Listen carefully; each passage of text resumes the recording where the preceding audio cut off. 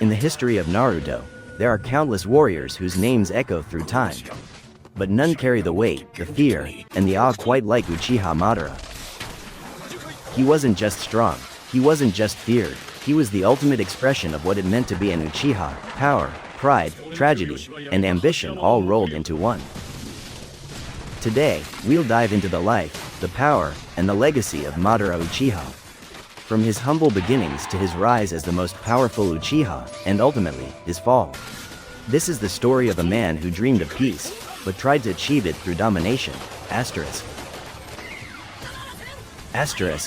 Madara was born into the Uchiha clan during the Warring States era, a time when children were raised not for play, but for battle.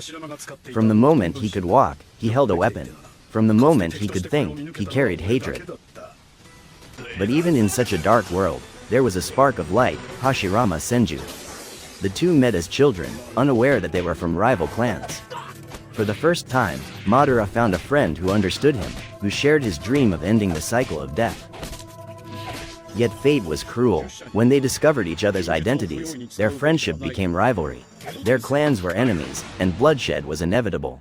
This rivalry, forged in childhood, would shape both of their destinies and the destiny of the entire shinobi world. Madara and Hashirama eventually achieved the impossible. They ended the war between their clans and founded Konohagakure. This was supposed to be Madara's dream fulfilled, a village where peace could finally exist. But while the village grew, so did distrust. The Uchiha clan was feared, isolated, and pushed into the shadows of leadership. Hashirama was chosen as the first Hokage, and Madara was left in the background. To Madara, this wasn't just betrayal by the village, it was betrayal by his friend. He believed Hashirama's way of peace was naive, that only power and control could maintain order. This was the breaking point that transformed Madara from a dreamer into a tyrant. Madara's strength was beyond legendary, and it grew throughout his life. Sharingan mastery. From a young age, Madara awakened the Sharingan, mastering its use in ways few could imagine. His reflexes, perception, and combat instinct made him nearly untouchable. Eternal Mangekyo Sharingan.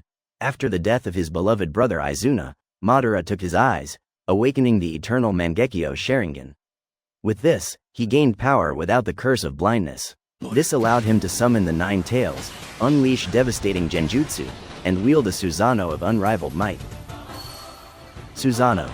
Madara's Susanoo wasn't just a defensive shield, it was a towering god of destruction. With blades that could cut mountains and armor that withstood entire armies, his Susanoo was one of the deadliest abilities ever seen. Rinnegan. Perhaps his most terrifying power, the Rinnegan gave Madara dominion over life and death. With it, he could summon meteors from the heavens, control gravity, and perform the forbidden outer path. Physical might genius. Even without his eyes, Madara was a monster. His taijutsu, chakra reserves, and tactical mind allowed him to fight entire armies.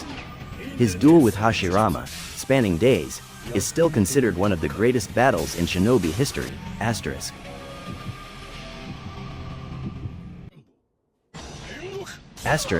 But power was never enough for Madara. What he truly sought was peace through absolute control. He believed that as long as humans had free will, they would fight, hate, and destroy each other. The only way to stop it was to control their reality itself. Thus, he conceived the Eye of the Moon plan. By casting the infinite Tsukuyomi on the moon, Madara would trap the entire world in an illusion, erasing pain, conflict, and suffering forever. To him, this wasn't tyranny, it was salvation. But this plan required centuries of preparation, manipulation, and sacrifice. Madara knew he might not live to see it, so he orchestrated everything, planting seeds that would bloom long after his death. Madara's story didn't end with his first death. Through his genius, he left behind a path for resurrection. During the Fourth Great Ninja War, he was revived, and the world finally saw what true power looked like. He faced entire divisions of the allied shinobi forces, and slaughtered them effortlessly. He fought the 5 Kage simultaneously, and it wasn't even a contest. His strength dwarfed their combined might. He summoned meteors that crushed landscapes, proving that he wasn't a man anymore, he was a natural disaster. And if that wasn't enough, Madara became the 10 Tails Jinchuriki, ascending to near godhood.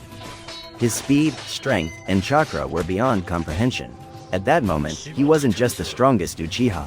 He was the strongest shinobi to ever exist. Asterisk.